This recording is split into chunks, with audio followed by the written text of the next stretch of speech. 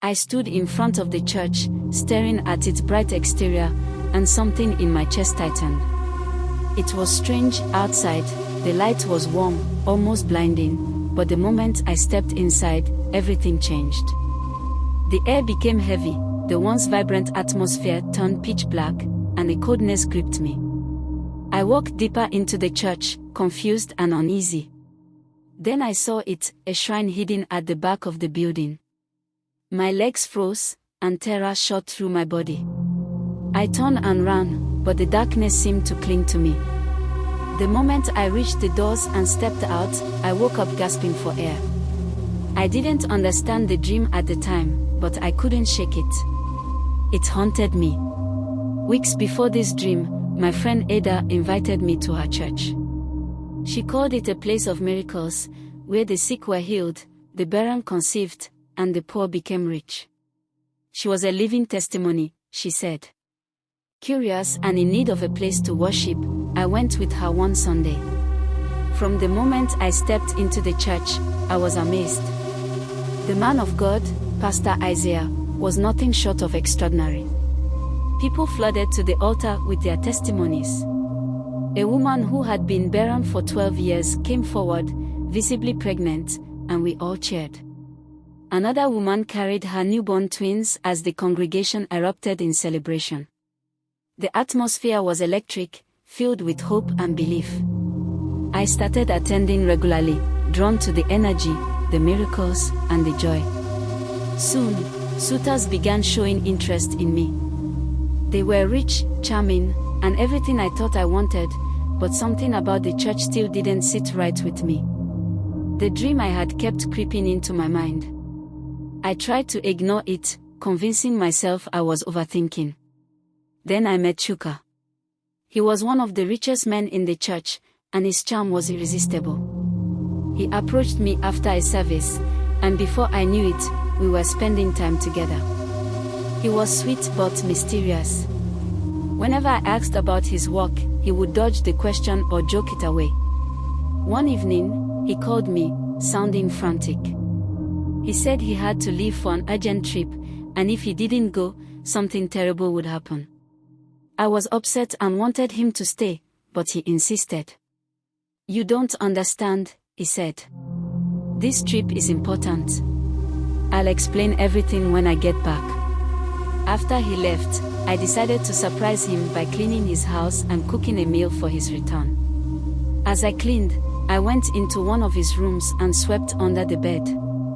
That's when I found it, a clay pot and a bottle with strange writing on them. My heart pounded. I didn't know what they were, but I knew they weren't ordinary. Before I could think, Chuka called me. His voice was sharp, almost panicked. "Don't touch anything under the bed," he said. I froze. "Why?" "Just don't," he snapped. That was enough for me. I used the broom to sweep the pot and bottle out from under the bed, but I didn't dare touch them with my hands. Chuka never came back. His plane crashed, killing everyone on board. When I went to church to share what had happened, I sat quietly, waiting for testimony time. But before I could speak, a young woman burst into the church, carrying a crying toddler. She looked desperate, her clothes wrinkled, her face streaked with tears. "This man of God is a liar," she screamed, her voice echoing through the room. Everyone turned to look at her. The ushers rushed to take the mic from her, but she fought them off.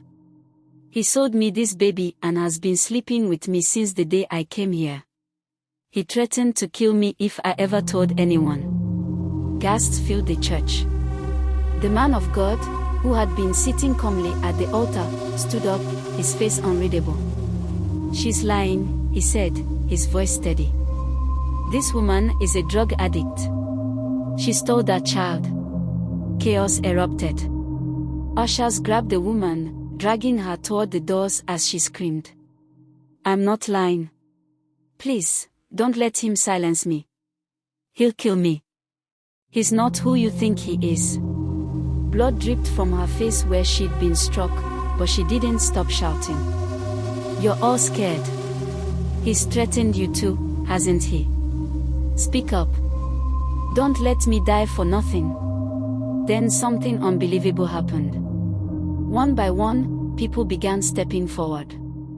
The room was dead silent as the first person stepped forward. It was an older woman, her hands trembling as she clutched the edge of her wrapper. Her voice was shaky but clear. "He told me my family would suffer if I ever spoke.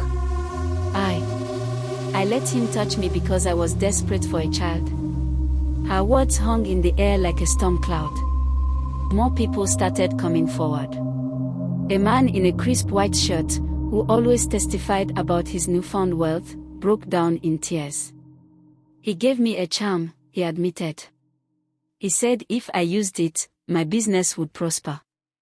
But the charm came with instructions. I had to sacrifice something personal every month." The congregation murmured, and the atmosphere grew tense. Another woman, younger than the first, clutched a crying baby to her chest. "He told me my husband was cursed," she said. "He said the only way to break the curse was to sleep with him.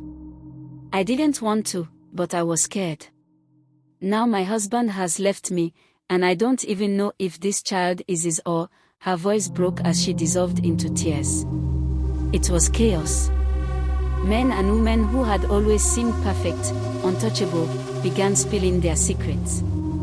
Pastor Isaiah stood frozen at the altar, his expression unreadable.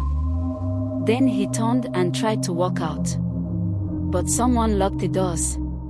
"You're not going anywhere," shouted a man near the back. He looked furious, his fist clenched. "You're going to face what you've done." The young woman who'd burst into the church earlier was now on the floor, bleeding and shaking, but her voice was strong. "You all know the truth. This isn't a man of God, it's a devil in disguise. He's ruined us."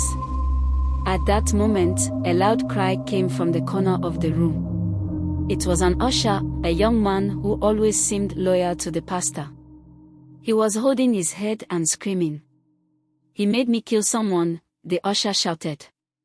"He told me it was for the church, to protect us from enemies, but now I can't sleep.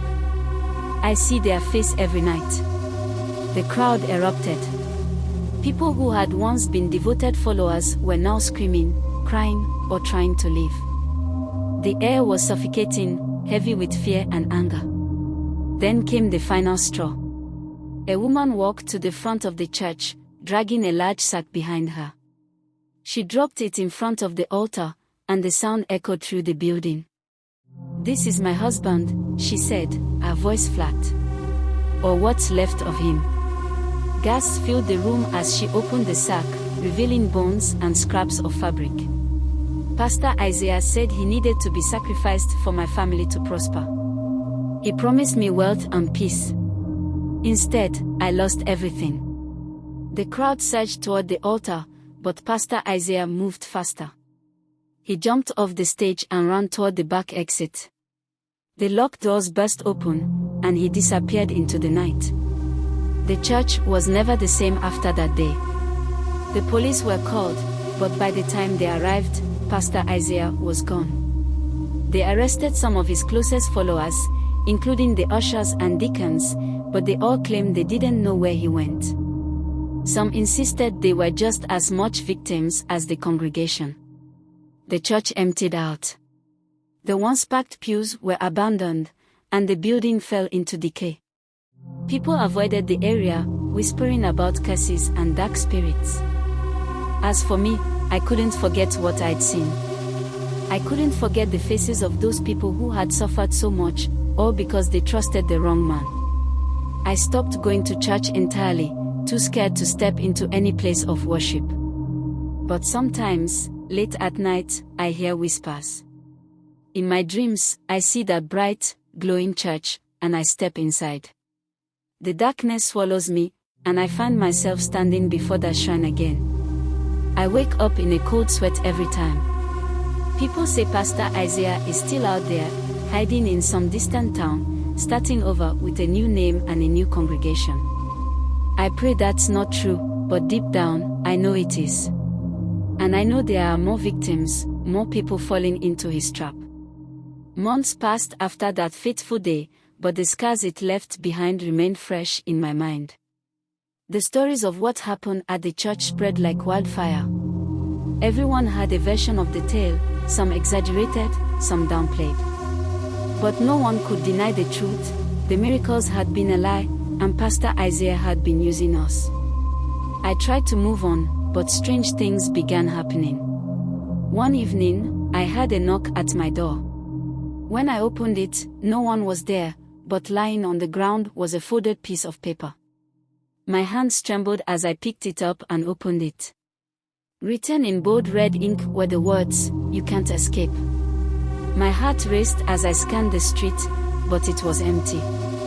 I slammed the door shut, locked it, and stayed up all night, praying silently.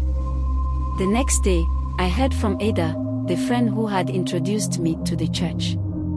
She sounded different, nervous, paranoid. "Have you been hearing things at night?" she asked in a whisper. "What do you mean?" I replied, though I already knew what she was talking about. "Footsteps outside my window. And someone keeps leaving things on my doorstep. Pots. Bottles. Just like the ones you found in Chuka's house."